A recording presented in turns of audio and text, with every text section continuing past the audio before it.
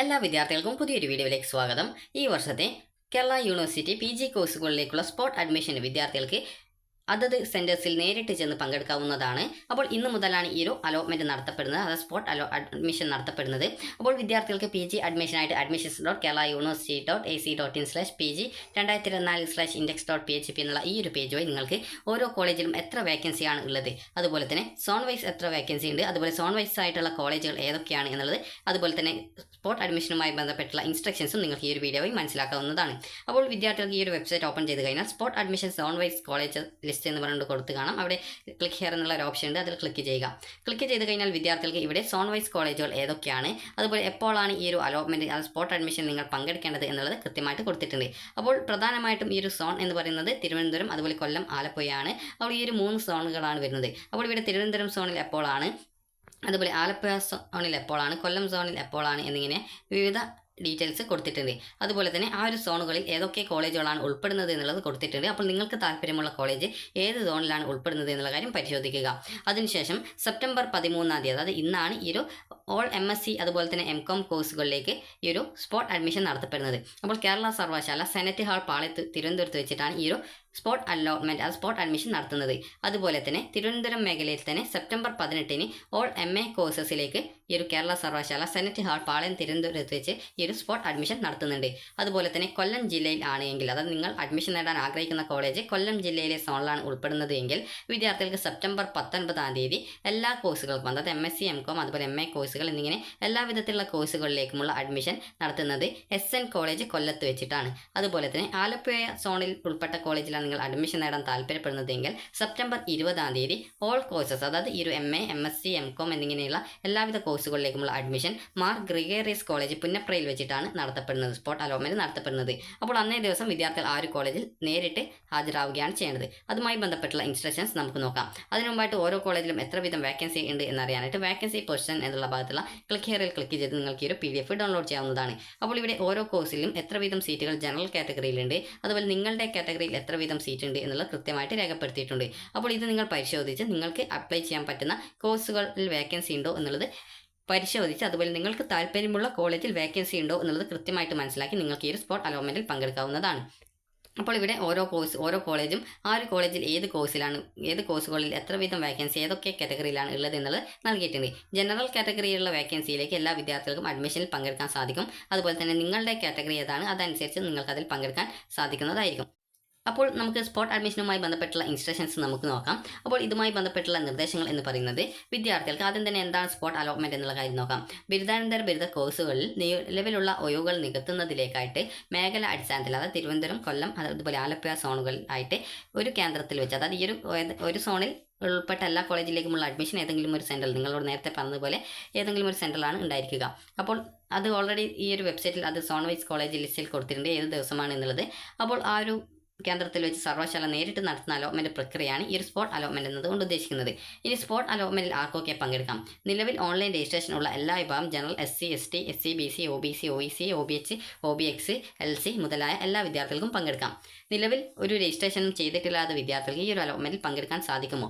സാധിക്കും. നിലവിലുള്ള online registration ചെയ്തിട്ടില്ലാത്ത വിദ്യാർത്ഥികളെ ഓൺലൈൻ രജിസ്ട്രേഷൻ ചെയ്ത വിദ്യാർത്ഥികളുടെ അഭാവത്തിൽ ഒഴിവുള്ള പക്ഷം അലോട്ട്മെൻറ്റ് പ്രോസസ്സിലേക്ക് പരിഗണിക്കുന്നതാണ്.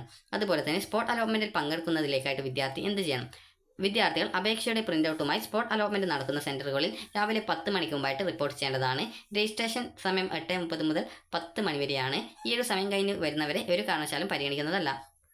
അതുപോലെ തന്നെ സ്പോട്ട് അലോട്ട്മെൻറ്റ് നടക്കുന്ന സെൻറ്ററുകളിൽ ആരൊക്കെ പ്രവേശിപ്പിക്കും അപ്പോൾ ആരെയൊക്കെ പ്രവേശിപ്പിക്കുമെന്നാണ്. അപ്പോൾ അലോട്ട്മെൻറ്റ് സെൻറ്ററുകളിൽ വിദ്യാർത്ഥികൾക്ക് മാത്രമേ അഡ്മിഷനായിട്ട്, അതായത് ഈ ഒരു പോയിട്ട് പ്രവേശനം കിട്ടുള്ളൂ.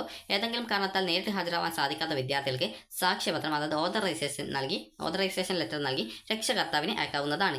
അതുപോലെ തന്നെ സ്പോട്ട് അലോട്ട്മെൻറ്റിൽ പങ്കെടുക്കുന്ന എല്ലാ വിദ്യാർത്ഥികൾക്കും അഡ്മിഷൻ ലഭിക്കുമോ? സ്പോട്ട് അലോട്ട്മെൻറ്റിൽ പങ്കെടുക്കുന്നത് കൊണ്ട് മാത്രം അലോട്ട്മെൻറ്റ് ലഭിക്കണമെന്നില്ല. ഒഴിവുള്ള കോളേജ് കോഴ്സുകളിലേക്ക് അലോട്ട്മെൻറ്റ് ലഭിക്കാൻ ആവശ്യമായിട്ടുള്ള ഇൻഡെക്സ് മാർക്ക്, റിസർവേഷൻ തെളിയിക്കുന്നതിലേക്ക് ആവശ്യമായിട്ടുള്ള സർട്ടിഫിക്കറ്റുകൾ എന്നിവ വിദ്യാർത്ഥികളുടെ കൈവശം ഉണ്ടെങ്കിൽ മാത്രമേ അഡ്മിഷൻ ലഭിക്കുള്ളൂ.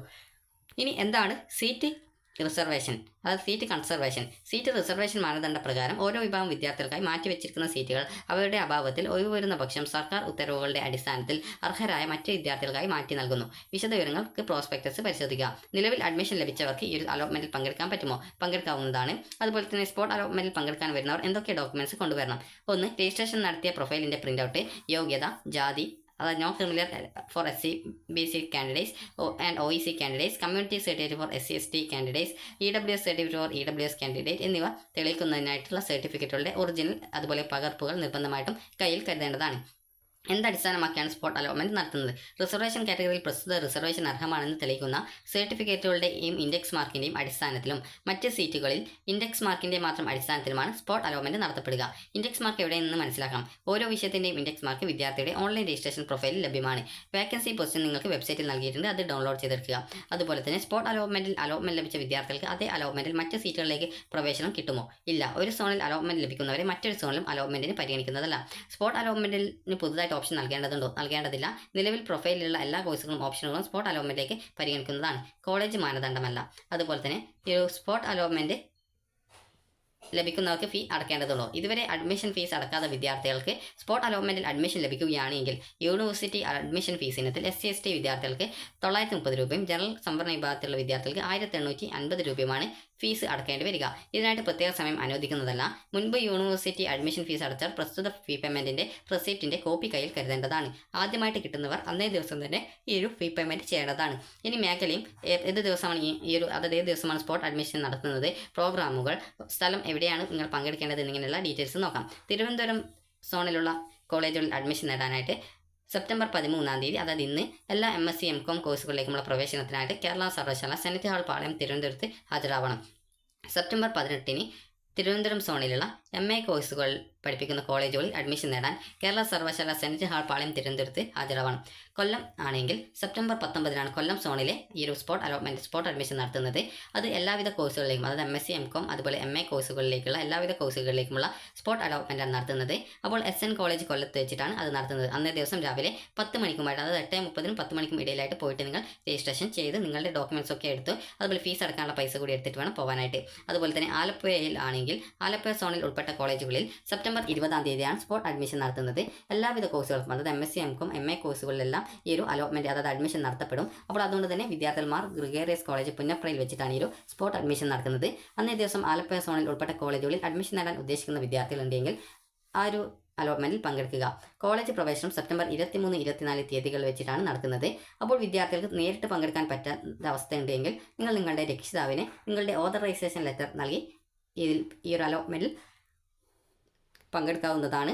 അപ്പോൾ വിദ്യാർത്ഥികൾക്ക് ഈ ഒരു വീഡിയോ ഉപകാരപ്രദമായിട്ടുണ്ടെങ്കിൽ ലൈക്ക് ചെയ്യുക, ഷെയർ ചെയ്യുക. അപ്പോൾ വിദ്യാർത്ഥികൾക്ക് ഈ ഒരു യൂണിവേഴ്സിറ്റി വെബ്സൈറ്റിൽ നിങ്ങൾക്ക് ഈ ഒരു ഇതുമായി ബന്ധപ്പെട്ടുള്ള vacancy position, zone wise college list, അതുപോലെ തന്നെ ഈ ഒരു അഡ്മിഷനുമായി ബന്ധപ്പെട്ടുള്ള സംശയങ്ങൾക്കുള്ള ഡീറ്റെയിൽസ് എന്നിങ്ങനെയൊക്കെയുള്ള കാര്യങ്ങൾ നൽകിയിട്ടുണ്ട്. അപ്പോൾ ഒരു സോണിൽ അഡ്മിഷൻ കിട്ടിയാൽ മറ്റൊരു സോണിൽ അഡ്മിഷൻ കിട്ടുന്നതല്ല. അതായത് നിങ്ങൾക്കിപ്പോൾ ആലപ്പുഴ സോണിൽ കിട്ടിക്കഴിഞ്ഞാൽ തിരുവനന്തപുരത്ത് കിട്ടില്ല, അതുപോലെ കൊല്ലത്തിലും കിട്ടില്ല. അപ്പോൾ ഈ ഒരു രീതിയിൽ നിങ്ങൾക്ക് തിരുവനന്തപുരത്ത് കിട്ടുകയാണെങ്കിൽ ആലപ്പുഴയും കിട്ടില്ല, കൊല്ലവും കിട്ടില്ല. ഈ ഒരു രീതിയിൽ ഒരു സോണിൽ അഡ്മിഷൻ കിട്ടിയാൽ മറ്റൊരു സോണിൽ ഈ ഒരു സ്പോട്ട് അഡ്മിഷൻ വഴി കിട്ടിക്കഴിഞ്ഞാൽ മറ്റൊരു സോണിൽ കിട്ടുന്നതല്ല. അപ്പോൾ വിദ്യാർത്ഥികൾക്ക് ഈ ഒരു വീഡിയോ ഉപകാരപ്രദമായിട്ടുണ്ടെങ്കിൽ ലൈക്ക് ചെയ്യുക, ഷെയർ ചെയ്യുക. Thank you for watching.